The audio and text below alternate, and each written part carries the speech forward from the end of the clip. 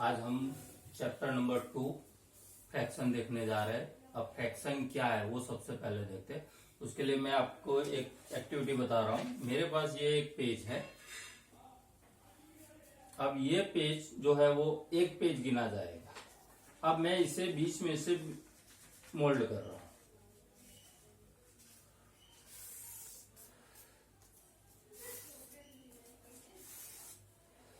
तो आप देखोगे कि ये दो इक्वल पार्ट्स में डिवाइड होगा। यहां से वो इक्वल पार्ट्स में डिवाइड होता है। ओके, तो इसके दो इक्वल पार्ट्स हुए। अब हर पार्ट का वैल्यू क्या होगा वो। अब पेज था मेरा एक और पार्ट किए मैंने उसके दो और दोनों पार्ट्स का वैल्यू था सेम, इक्वल था। तो ये जो है उसे रिप्रेजेंट करने के लिए मुझे क्या करना पड़ेगा कि मैं यहाँ पे एक पेज ड्रॉ कर रहा हूं। ऐसे मेरे पास ये एक फिगर है, जो पूरा फिगर है उसको मैंने बीच में से यहाँ पे मोल्ड कर दिया। तो मेरे पास यहाँ पे ये पार्ट नंबर 1 और ये पार्ट नंबर 2। अब दोनों पार्ट मेरे सेम है और हर पार्ट का वैल्यू, अब मेरे पास पेज 1 था और मैंने पार्ट किए उसके दो और दोनों पार्ट्स इक्वल थे, तो उसे मैं लिखूंगा 1/2। तो इसे बोला जाता है फ्रैक्शन। तो फ्रैक्शन का डेफिनेशन क्या होगा। Fraction is a part of whole. Fraction is a part of whole. अब यहां पे मैं आपको इसके और दो पार्ट्स किए मैंने। तो यहां पे आप देखोगे कि चारों पार्ट्स का, ये पार्ट नंबर 1, ये पार्ट नंबर 2, ये पार्ट नंबर 3 और ये पार्ट नंबर 4। अब हर पार्ट का वैल्यू मेरे पास हो जाएगा 1/4। तो यहाँ पे आप देखो कि ये पार्ट का वैल्यू मेरे पास 1/2 है, ये पार्ट का मेरे पास वैल्यू 1/2 है। अब ये दोनों पार्ट्स को मैं मिलाऊंगा तो मुझे पूरा फिगर मिल जाता है। That means 1/2 plus 1/2। अब यहाँ पे देखोगे कि डिनोमिनेटर सेम है, तो हम यहाँ पे 1 प्लस 1/2 यानी 2/2, तो हमें आंसर मिलता है 1। तो ये जो फ्रैक्शन था उसका कन्वर्जन हमने होल पार्ट्स में कर दिया। तो हमने पहले ही उसका डेफिनेशन मैंने आपको बता दिया कि fraction is a part of whole है। अब बात करते हैं टाइप्स ऑफ फ्रैक्शन।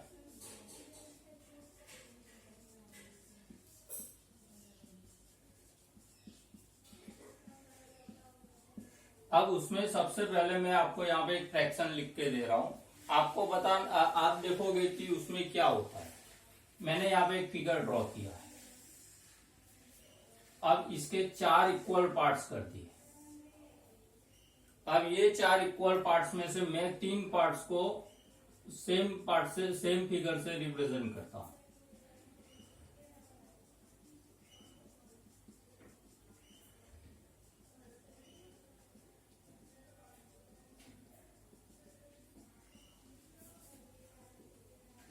अब आप देखो कि फिगर यानी सर्कल जो था वो एक था, उसके मैंने 4 इक्वल पार्ट्स किए, 1, 2, 3 एंड 4।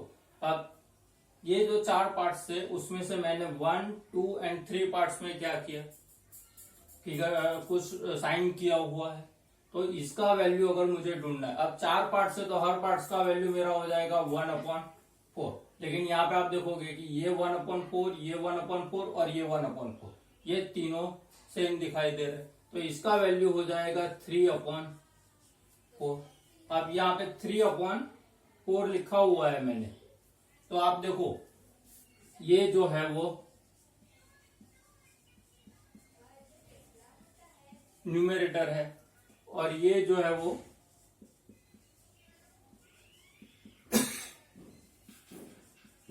डिनोमिनेटर है। तो यहाँ पे आप देखोगे कि डिनोमिनेटर जो है वो न्यूमेरेटर से बड़ा है। That means numerator is smaller than denominator. तो ऐसे जो फ्रैक्शंस है उसे बोला जाएगा प्रॉपर फ्रैक्शन।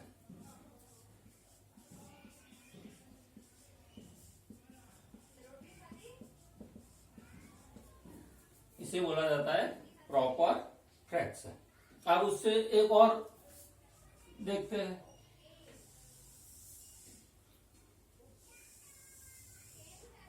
मैंने यहाँ पे दो फिगर ड्रॉ की है। अब यहाँ पे आप देखोगे कि इसमें भी मैं 4 पार्ट्स कर रहा हूँ और चारों पार्ट्स में आप देखोगे कि मैं यहाँ पे ऐसे ही साइन रख रहा हूँ।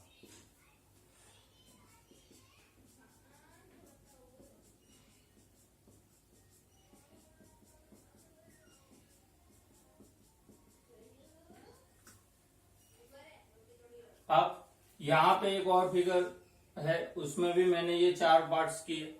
अब ये 4 पार्ट्स में से मैं क्या कर रहा हूं,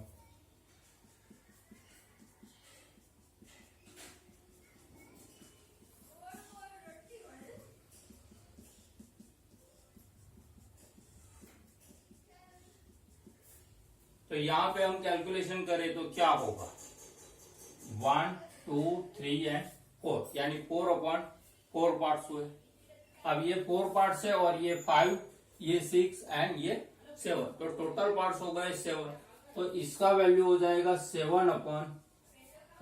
अब 7/4 हुआ है तो यहाँ पे आप देखोगे कि यहाँ पे न्यूमेरेटर जो है वो बड़ा है डिनोमिनेटर से। ओके, तो ऐसे जो फ्रैक्शन है उसे बोला जाएगा इम्प्रॉपर फ्रैक्शन। Improper fraction.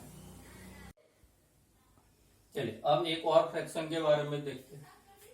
अभी आगे जो फिगर ड्रॉ किया वही फिगर मैं यहाँ पे फिर से रिपीट कर रहा हूं। यहाँ पे आप देखोगे कि मैंने एक सर्कल के 4 इक्वल पार्ट्स कर दिए हैं। यहाँ पे भी मैं वही काम कर रहा हूं। अब यहाँ पे ये सभी पार्ट्स में मैंने ये ड्रॉ किया हुआ है, क्रॉस मार्क किया हुआ है।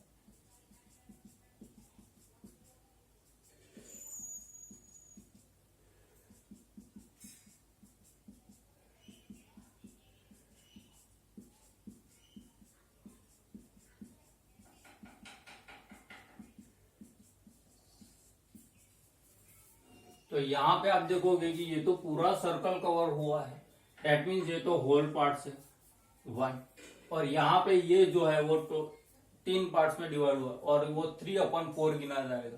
तो यहाँ पे ये पोर्शन है 3/4 का। अब ये दोनों का कॉम्बिनेशन करके जो बनता है 1 3/4, उसे इस तरह से लिखा जाएगा और इसका नाम जो है वो है मिक्स फ्रैक्शन। इसे बोला जाएगा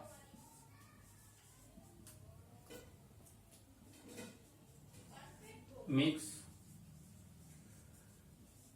फ्रैक्शन।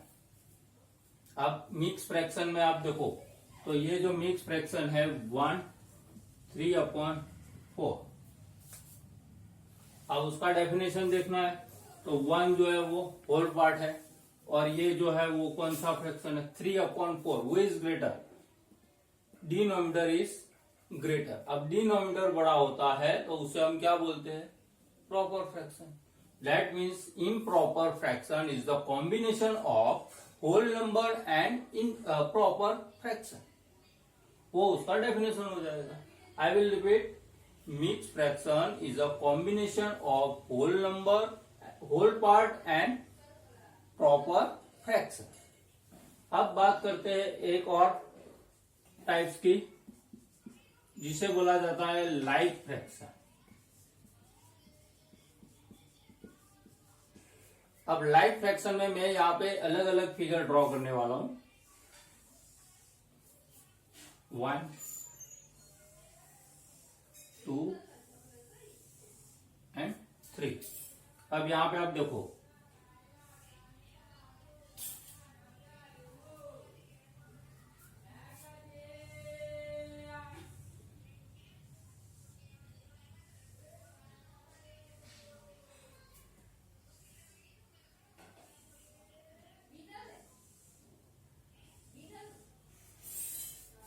अब मैं यहाँ पे अलग अलग काम कर रहा हूं। मैंने यहाँ पे ये पार्ट सेट किया है,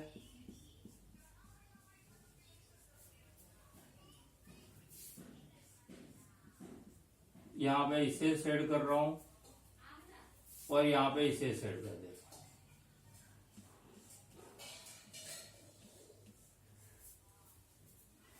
अब आप देखोगे कि इसका वैल्यू अगर मुझे रिप्रेजेंट करना है तो टोटल पार्ट्स कितने 1 2 3 4 5 6 7 एंड 8। तो मैं यहाँ पे लिखूंगा 1/8। 8, क्योंकि एक ही पार्ट सेड किया हुआ है। यहां पे इसे रिप्रेजेंट करना है तो क्या होगा 2/8, क्योंकि 2 पार्ट सेड किए हुए। यहाँ पे मैंने 3 पार्ट्स में सेड किया हुआ है तो उसका वैल्यू हो जाएगा 3/8। तो यहाँ पे आप देखो तीनों फ्रैक्शन में डिनोमिनेटर सेम दिखाई दे रहा है, तीनों फ्रैक्शन में डिनोमिनेटर सेम है। तो क्या हो जाएगा, इसे बोला जाएगा लाइक फ्रैक्शन।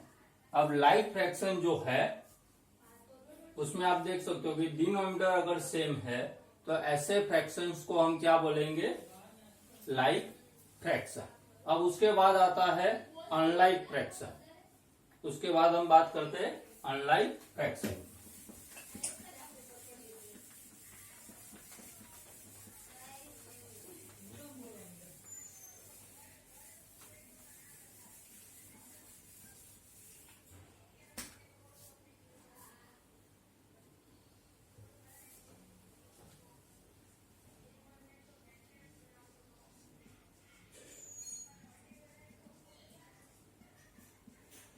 अब अनलाइक फ्रैक्शन जो है उसमें क्या होगा कि सबका वैल्यू अलग अलग होगा, सभी फ्रैक्शन का वैल्यू अलग अलग होगा। ऐसे फ्रैक्शंस को हम क्या बोलेंगे, अनलाइक फ्रैक्शन। फॉर एग्जांपल मैंने यहाँ पे ये फिगर ड्रॉ किया हुआ है,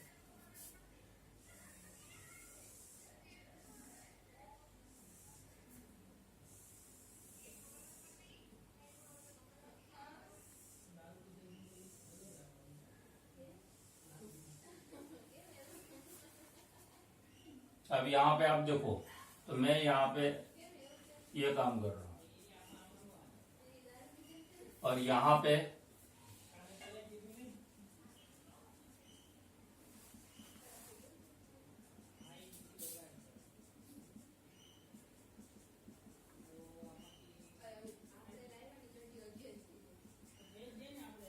और यहाँ पे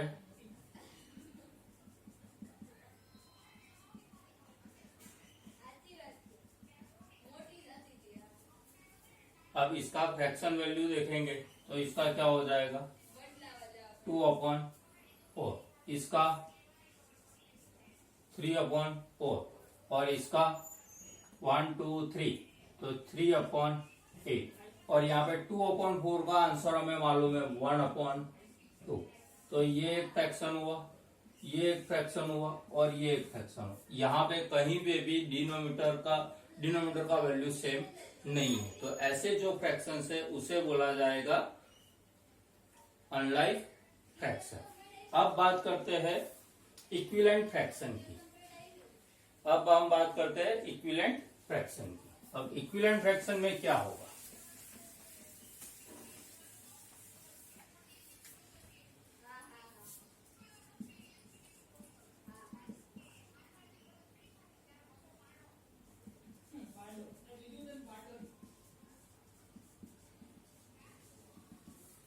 तो इक्विवेलेंट फ्रैक्शन के लिए हम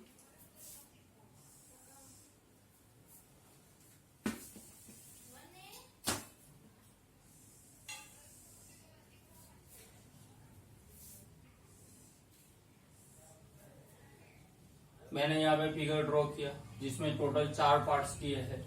अब ये कर दिया तो ये हो गया 2/4, डेट मीन्स 1/2। अब यहाँ पे एक और फिगर ड्रॉ कर रहा हूं,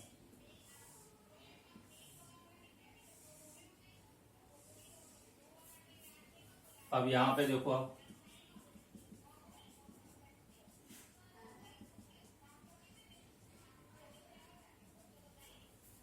टोटल पार्ट्स है 8 और मैंने सेड किया 1 2 3 एंड 4 पार्ट्स में, तो इसका वैल्यू हो जाएगा 4/8। तो 4/8 का आंसर हमें मालूम है 1/2। तो यहाँ पे आप देखोगे कि ये दोनों का वैल्यू, यहाँ पे फ्रैक्शन फॉर्म अलग अलग, तो 4/8 एंड 2/4 है, लेकिन दोनों का सिंप्लीफिकेशन करते हैं तो हमें आंसर सेम मिलता है। तो ऐसे जो फ्रैक्शन है उसे बोला जाएगा लाइक फ्रैक्शन। अब मैं आपसे बात कर रहा हूं मिक्स फ्रैक्शन का कन्वर्जन इन प्रॉपर फ्रैक्शन में।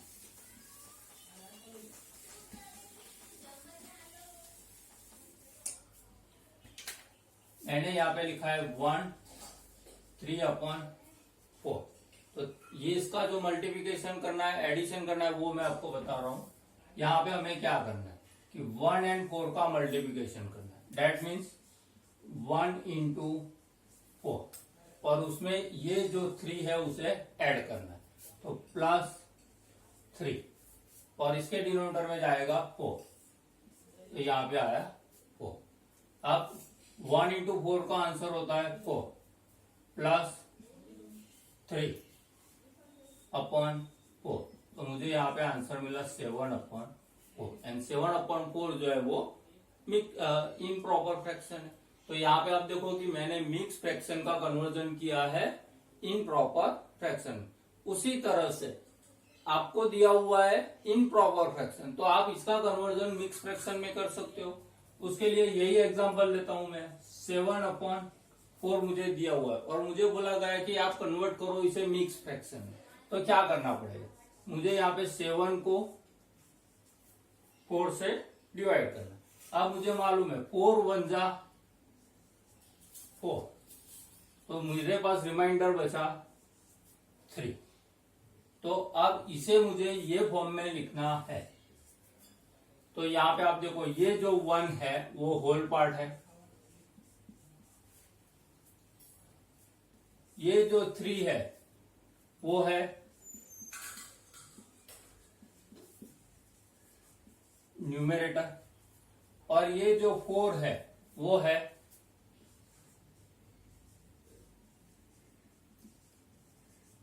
डिनोमिनेटर। तो यहां पे आप देखोगे कि 7/4 को मुझे मिक्स फ्रैक्शन में लिखना है, तो ये मेरा होल पार्ट यहां पे आ गया, ये न्यूमेरेटर यहां पे आया और ये मेरा डिनोमिनेटर है, तो 1 3/4। तो ये हो गया इम्प्रॉपर फ्रैक्शन का मिक्स फ्रैक्शन में कन्वर्जन। चलिए अब बात करते हैं कंपेयरिंग फ्रैक्शन की। अब कंपेयरिंग फ्रैक्शन में मैंने यहाँ पे टोटल 3 कंडीशन लिखी है। If A/B and C/D are fraction, then A/B is greater than C/D if AD is greater than BC। AD means A into D, that means A and D का मुझे multiplication करना है, B and C का multiplication करना है और इसका जो आंसर आता है वो चेक करके हमें करना है। अब यहाँ पे मैं एक एग्जांपल ले रहा हूं कि आपको मैंने यहाँ पे लिख के दिया हुआ है 1/2 एंड 1/5। तो हमें चेक करना है कि ये दोनों में से कौन सा फ्रैक्शन बड़ा है। अब यहाँ पे A/B का वैल्यू है 1/2 एंड C/D का वैल्यू है मेरे पास 1/5। तो मुझे यहाँ पे ये दोनों का मल्टीप्लिकेशन करना है, that means 1 into 5 and 1 into 5 का आंसर होता है 5। तो मुझे AD का आंसर क्या मिला, यहाँ पे आप देखो A/B इक्वल टू मैं यहाँ पे लिख रहा हूं 1/2 एंड C/D इक्वल टू मैंने लिखा है 1/5। अब मुझे क्रॉस मल्टीप्लिकेशन में ये आया मेरा A और ये आया D और ये जो हुआ वो AD, तो AD का आंसर मुझे मिला है 5। अब मुझे करना है मल्टीप्लिकेशन BC का, तो B का वैल्यू क्या है मेरे पास 2, C का वैल्यू है 1 यानी 2 into 1, तो मुझे आंसर मिलेगा 2। तो ये हो गया वैल्यू BC का। तो यहाँ पे आप देखो कि AD का वैल्यू है 5 एंड BC का वैल्यू है 2। तो यहाँ पे हम बोल सकते हैं कि 5 इज ग्रेटर देन 2। अब 5 इज ग्रेटर देन 2 है, 5 इज ग्रेटर देन 2, तो 5 जो है वो मेरा AD है एंड 2 जो है वो BC है, तो AD is greater than BC हो गया। तो मैं यहाँ पे बोल सकता हूं कि 1/2 इज ग्रेटर देन 1/5। अब दूसरी कंडीशन लेते हैं। दूसरी कंडीशन में मेरे पास है A/B इक्वल टू C/D, दोनों का वैल्यू सेम होना चाहिए। फॉर एग्जाम्पल मैंने यहाँ पे लिखा है 3/7, इक्वल टू 6/14। तो यहां पे आप देखो मुझे करना है ये दोनों का मल्टीप्लीकेशन। तो ए का वैल्यू है मेरे पास 3 एंड डी का वैल्यू है 14। तो मैं यहां पे a इंटू डी, अब a का वैल्यू क्या है 3, d का वैल्यू है 14 और यहां पे मुझे मिलेगा ad। तो ad का आंसर हो जाएगा 42। अब मुझे मल्टीप्लिकेशन करना है ये दोनों का b इंटू सी और यहां पे मैं लिखूंगा bc। अब b का वैल्यू है मेरे पास 7, c का वैल्यू है 6। तो 7 6 42। तो यहाँ पे आप देख सकते हो कि ये दोनों का आंसर सेम मिला। तो मैं यहाँ पे बोल सकता हूं कि 7/3 इज इक्वल टू 3/7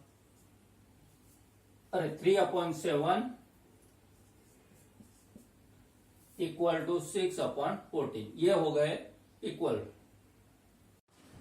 चलिए अब कंडीशन नंबर 3 देखते हैं, जिसमें a/b is less than c/d if ad is less than bc दिया हुआ है। तो मैं यहाँ पे तीसरा कंडीशन पहले लिख रहा हूं, a/b लेस देन c/d। उसके लिए एक एग्जांपल दे रहा हूं कि 7/2 एंड 11/3। अब चेक करते हैं पहले ये दोनों का multiplication, that means a into D and a into D का आंसर होता है ad। और यहाँ पे मुझे 7 इंटू 3 करना है एंड 7 इंटू 3 का आंसर होता है 21। अब मैं ये दोनों का मल्टीप्लिकेशन करूंगा तो 2 इंटू 11 मुझे आंसर मिलेगा 22। तो यहाँ पे आप देख सकते हो कि 21 जो है वो लेस देन 22 है। That means 7/2 is less than 11/3।